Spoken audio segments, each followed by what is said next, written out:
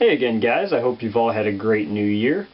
As you can see here, I've moved inside to start building some paper products for the coming year, since with winter in full swing here in Michigan, it's a little chilly out to be out putting together shells. So what I've done here is I've started building a few 5-inch hemispheres, and I figured I would make a video. And what I've done for this video is to use a softball as the former for these 5-inch hemispheres. Now, a softball is a little small for a 5-inch shell, but with a little additional pasting, the shells will fit in a 5-inch gun. Now, I've done this because most anyone has access to a softball, and so I figured it would be a better example to use something commonly available rather than an exotic former. So, you can see here, this is the goal to end up with, and these are two 5-inch hemispheres. What these are made up of is about 30 strips of kraft that are just over a foot long and about an inch wide. The trick to making good hemispheres is to make them so that they are a nice even thickness all the way around. The way you would think to make them by just lining strips up one on top of the other, just like that all the way around, will cause a huge buildup at the poles and cause the shells to be egg-shaped. Now the process that I use will avoid doing that, and it will keep a nice even thickness throughout the entire hemisphere. Now what I have here are several strips of paper already soaking in wheat paste, and this wheat paste is a thinner consistency than is used to paste canister shells. Now it's a thinner consistency to make it easier to work into the paper, and really the thick consistency is only necessary on canister shells because you really need the thick paste to be able to fill any empty areas that the paper can't get into between the spiking. So what I have here are these strips of paper already soaked, and you can see they've turned brown because they are so soaked in this wheat paste. You can see their original color is much lighter.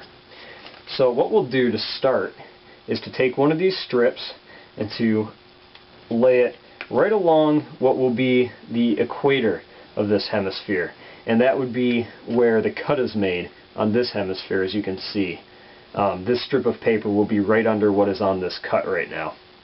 So what we will do is lay this right around, just like that, and now what you have is your equator formed, and you go ahead and work this strip around with your hands so that it makes a nice solid fit to the ball, and the edges will start folding in to fit that sphere form, and this is what we'll end up with: a nice equator around the ball. You got the North Pole and the South Pole on this ball now, and those are important to keep track of. Next is to take a second strip of paper, wipe off all the excess wheat paste. You only need what's soaked in and just what's on the surface for now, and you'll take this and you will run it not exactly 90 degrees to the equator, but a little offset so that the edge of the paper will just be in contact with the North Pole, and then the opposite edge will be in contact with the South Pole. Just like that. Now you can see the pole right here is just along the edge of this paper, and the pole up here is just along the edge of this paper, maybe just inside. And what this will do is, as we continue layering pieces of paper on top of this in this pattern all around the shell, instead of building up at the pole, it will start to build up in a ring right around the pole, and that is much better than being directly on top. It will spread out the strength much more evenly. Now what we'll do is, keeping track of this being the equator, we will go ahead and wrap this second piece once again so that the edge just barely contacts the North Pole of this sphere, and so that the edge, when it reaches the equator, will be in contact with the previous piece of paper you laid.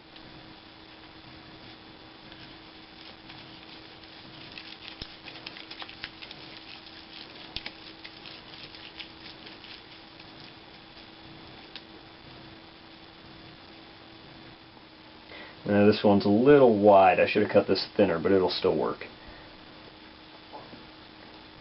Okay, now we'll go ahead and place this next in the pattern so that it's just contacting the edge of the strip at the equator and just barely contacting the north and south poles on the edges.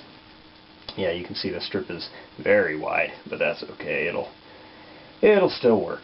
So we'll come around, go on top of the tail end of the strip there, and now you can see we have at the top this north pole right here is now covered in paper, but just a little bit of the edges of these strips.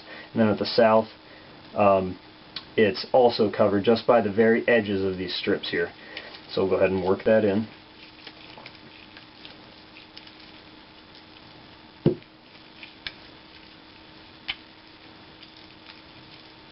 Okay, and now that is the last strip to go onto this layer, this first layer of the hemisphere. And it's nice and gooey, so we can continue laying strips and laying them dry, only wetting a strip with wheat paste as the shell starts to dry out and there's no longer enough to soak into the next layers. Okay, for this next layer I have decided to use a white strip of paper for the equator to make it a little easier to see what I'm doing on camera. So you can see that the paper that we've run vertically is now completely covering the equator, and the vertical strips are running like this, so the equator is somewhere right around in here. And we don't have to be exactly on. Just put a little bit extra wheat paste on there. This is just off a normal piece of printer paper, so it doesn't quite reach all the way around, but that's alright. So what we'll do here, once this equator is laid out, this shell is still pretty wet with wheat paste. Now I think I'll add a little more by just soaking one more strip. I'll go ahead and start. Here's the new North Pole, here's the new South Pole. You know, so I get the North and South confused. It's not like they're labeled or anything. So what I'll do is start by coming in again on an angle so that the edge of this contacts the new North Pole, and then the opposite edge contacts the new South Pole right there. Or let's move it over just a little. Okay.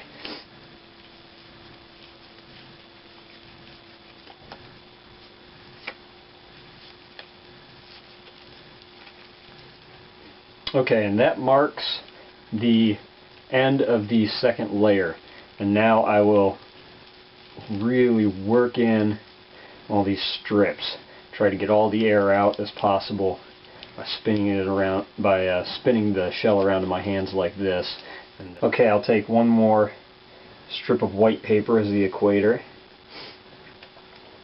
and place a new one on based on the angle that the strips are placed at that you can see. And I'll end up with another equator just like this and continue just as I did for the second layer. Now that this final layer is pasted on, what I'll do is finally take one last strip, really soak it down, and once this strip is soaked, I'll go ahead and run one last equator around the shell. And now this equator I will use to cut along, and it will provide a little additional support to the edges of the shell. Okay, now that this is completed layer-wise, I'll go ahead and take a paper towel, wipe off the excess wheat paste on the outside. And this wheat paste will not be sticky until it's dry, and so this paper towel shouldn't stick to your hemisphere. Now the equator I ran runs this way, so I'll go ahead and take my knife, which is nice and sharp, and I'll go ahead and run down the line of the equator. Now you can wait until the shell dries a little on the outside. That can make it a little easier, but it's not necessary. So what I like to do is just do this while the shell is still wet, and then it dries faster since the inside is then exposed to the air. Now I'll take the knife, slide it right along, pop that hemisphere right off, And that is one hemisphere ready to be dried. You can go ahead and wipe off the inside. And we'll go ahead and pop off the other hemisphere here. Kind of get it off a little easier.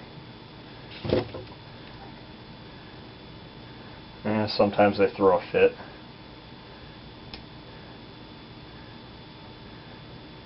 There we go. And there is your second hemisphere. Just wipe off the excess wheat paste on the inside. There you go. A set of 5-inch hemispheres ready to be loaded and pasted. Alright, have fun guys.